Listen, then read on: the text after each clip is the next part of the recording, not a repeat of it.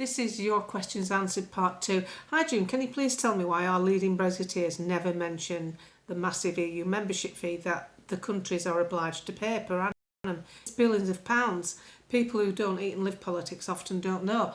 The EU membership fee is what used to be plastered on the side of the big red bus, the £350 million, was it a week or a month, whatever it was, and where Boris said we could spend it on the NHS. That is the membership fee. So the way it works, there's Britain giving its membership fee over, which I think was in 2018. We still had to pay it up until 2019 when we actually left. We had to pay it through transition. It was 17 billion, I think. But we get a rebate. So some comes back like 10 billion. So it's cost us 7. So it's the deficit. It's a bit like giving your kid pocket money. If you gave your son £10 a week and then said, but I want 5 back for various expenses, whose money has he got? He's still got your money, but he's only got £5 of it because some of it's come back. All the countries work like that. The bit that was ridiculous is we'd left on WTO rules. We wouldn't have had any of that to pay. Another thing that people don't understand, we have an obligation to a 500 billion euro debt. That's the debt at 2016. It's bigger now, that we are obliged to fund even after we've left, because we didn't leave on WTO rules, because we went through a transition. We went through the 2 years with Article 50. Because we did that, we're still obliged to cough up the 500 billion is our share. It's our share. It's bigger than that. That's how vile and corrupt and expensive it is. Well, there's another question here about Starmer being in 4 years. I've already answered that in the other video. When was something done about the grooming gangs? Well, there's a bit more being done now than there ever has been, because it's been brought to the forefront and we now are actually allowed to call them what they are, which is using the ethnicity term and what they actually do to kids. So that's changed. It's now in the open playing field. It's on Twitter. It's on social media. It's on the mainstream media. What will be done about it? I don't know, because I've seen the grooming gang in Scotland that were predominantly Scottish. They seem to have got the book thrown at them, life sentences immediately, whereas the grooming gangs get 3 and 4 years. Still very disjointed. They still don't like upsetting certain people, do they? I'm worried about this government going after the valuable farmland to build on, erect wind turbines and massively, well, they're doing that now, aren't they? Difficult topic on here to talk about that. We need to be able to buy more fresh, good quality homegrown produce rather than imported foods. Well, yes, we all know what needs to be done, but we need a political will to do it, and the politicians aren't willing to do it. That's what you're up against. That's why it's frustrating for ordinary people. I'm telling you now, ordinary people actually understand what this country needs more than our parliament. There's only 5 of them in parliament, probably Suella Braverman and a handful of others, that understand what we need. What if Nigel Farage lets unsuitable Tories into reform? It's not going to happen. I've asked him. It's not going to happen. Unsuitable, people that worry me will be people like Jeremy Hunt. It's not a chance. Not a chance he'd get into the Reform Party, no matter how much experience he's got. Mr. China, no thank you. More chance of getting in Chinese Communist Party if he's not already in it. I don't think that's going to be a problem. This is Nigel Farage's, this is his swan song. This is his last go at it. This is the final one. He's going to want to make it a success. I would if I were doing it. So he's going to have to get it right. And if he doesn't get it right, he will fail. He doesn't want to fail. He wants to be your Prime Minister. And he wants to be it for the right reasons. People say, oh, he's doing it for the money. He's getting £1.2 million a year from GB News. He gets shed loads of money for personal appearances, and he could keep out the firing line. The biggest thing that he has to face is his personal safety. You think it's only Donald Trump that's under threat? Anybody with this rhetoric's under threat. So, no, I think he'll be fine. I do not worry about any wrong type of Tories coming. Only Conservatives. Conservative thinkers will be allowed in. More question about the vote of no confidence. The vote of confidence, it doesn't apply. It's in the earlier video. It's the first thing I think I covered.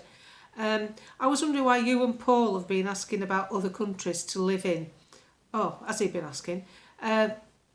particularly as we're currently trying to get back our own country, peace and love.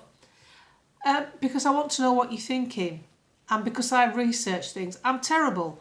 I go to far end of a far if I'm going to do anything. I have to know everything that's going on about everything. My mother brought me up like that. Even when she was telling me off, she used to say, she'd get fag out and she'd go, I'm not going to be very popular with you, but I'm going to tell you this, because if you don't know it, I'm not doing my duty as your mother. I'm your mother, I'm not your friend. She always said that. And then she'd tell me if some, batshit idea I'd come up with at 14, and she'd tell me all the pros and cons about it, and she'd say, and I want you to do that when I'm gone. I want you to look at all angles. Obviously, we didn't have the internet or anything. And she'd tell me all the downsides of what I were planning to do.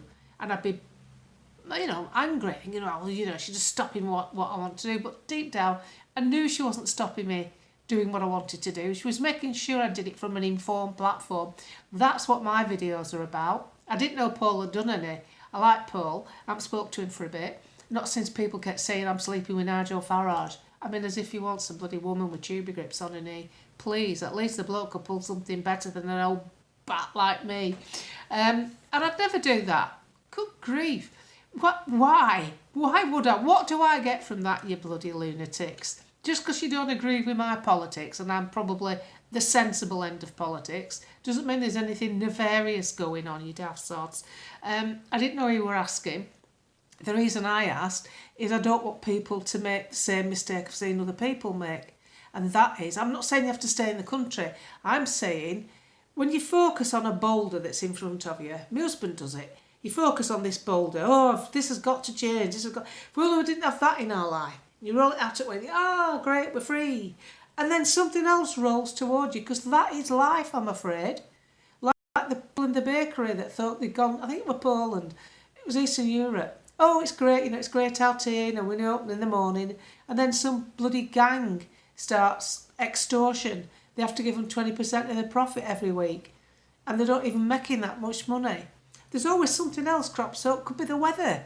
Could be that, for me, I'm quite practical. I couldn't live in Spain. It's too bloody hot. I'd be sweating under my bra and having to put Savlon on and stupid stuff like covered in mosquito bites. I wouldn't be thinking about Nigel Farage and what's he called, Goonface in number 10, then would I? Smothered in bloody chamomile lotion and citronella, shitting myself inside so that I don't get bitten. I get bitten badly by mosquitoes. That's why I chose Austria eventually, because Southern Austria doesn't get many mosquitoes at all. So it'll just be another problem. That's why I was asking, and I was trying to say, look, I can afford to do it. I can afford to go where I want. I would lean towards Europe because America will be prohibitive with health costs. At my age, something's going to go wrong, isn't it? They're not going to stay like this forever. And I didn't want to be the person that it's not working out and coming back and having to do another massive move back to my own country when I'm 80 odd, not 60 odd. Do you know what I mean? I just didn't want that in my life. So, and I think it's a good topic to discuss. It's had a lot of traction actually, because people are concerned. But I'm staying. And unless something better comes along, I'm staying. And if it comes along, I'll tell you what it is. Then you can come. So this is a good one to cover. June, if something I say is demonstrably true, is it still subject to our hate speech laws? In other words, in UK law, does it perceive offence even though it's true? Right, this is what you need to be careful of. What you're saying might be true, but how you're saying it might be offensive. And I'm not going to say that here, obviously, but you could call someone by name, and that's why they're trying to stop it. You could say something is true, and as long as you say it without offence, but I see it on threads. I use particular vocabulary to avoid that kind of thing. And then I look at the thread on Twitter and I think, oh, you numpty, why have you gone and said it out loud? I've tried to cushion this so it doesn't get said. And then the tweet will get accepted, and then you go and put it on the thread. Because the trouble is, what people want to do, you're saying about hate speech, people want to use speech to get it off their chest. They want to say things, and we have to face the fact. I'm not saying I like it or agree with it. We have to face the fact you can't do that anymore. You can't just say what you think. Because you can't call someone you can't refer to their ethnicity with an insulting tail end. Like, you can't say things like that. because it is conceived now. It's grown into hateful language. It's not that they're trying. Well, they are trying to shut you down, but you've got to remember it was a bit too far the other way, and it's just to make you think. The thing that's wrong, of course, is seeing policemen on the streets coming round for something that's been said, when they're not investigating burglaries and theft, muggings, and repeated shoplifting. That's the bit that's wrong. That's the bit that I don't agree with. And hate speech, it's how you put it across. If you're going to use it to get it off your chest in a foul way, and you know you're insulting someone doing it, then you run the risk, don't you? And it's how it's interpreted. So it's all down to interpretation. Very hard to put in. And remember, this isn't Keir Starmer that's done this. Theresa May put hate speech laws in. It's the Tories. Someone says, why can't the WEF be mentioned in Parliament, as Andrew Bridgen stated, as they are all, after all, running the place? Well, they're not running it, really. What they're doing is, you've got to understand what the WEF is. It's not some scary thing. It's not a Bond villain. What it is, it's the world's movers and shakers form of a chamber of trade. That's what it is. The World Economic Forum. It was the Bilderberg Group. That's where they all meet up once a year to find out how to run things, to increase their investments and power base. Obviously, the politicians, it's got such a powerful thing going. And don't forget, when you go to this World Economic Forum in Davos, there's all sorts of different factions to it. There's the media faction, there's innovative technology, there's the political side. It's got all sorts going on. Politicians like to go because if they lose the seat, they can usually muzzle in with a firm and get a top job. That's why they like to go. Stop looking at it as something sinister. It doesn't get mentioned in Parliament. I think Rupert Lowe's actually mentioned it. It doesn't get mentioned because Andrew Bridgen was fighting all this on his own. And the only thing I would say with Andrew, and I do talk to Andrew in WhatsApp, I've had many conversations with him, is he's covering every single topic. And the trouble with covering every single topic, a lot of the topics are verging on conspiracy theories, which will invite ridicule. And that's how they got rid of him. Because when they got rid of him, you know, because his constituents wanted him to concentrate on things like how much the poll tax is, why the pension fund's going down, what about stopping the boats, which he did handle, and what tends to happen, I think what happened with Andrew, is he got focused on these international affairs and going to meetings with Christine Anderson and getting invited abroad to speak, which is great on a broad spectrum, but it's not what his constituents wanted. His constituents wanted lower poll tax, the pensions safe. They wanted a Tory in because it's that kind of constituency. And when he got kicked out of the Tories, they didn't trust not being with the Tories. They'd have trusted him now. So he's been handling world politics from a backbench position. That were never going to work for him. I did actually mention it to him. I said, you need to get round canvassing back to brass tacks. And the trouble is, social media, it's a massive pull for them. They sit down and do a video and they go and, spout off somewhere in the countryside.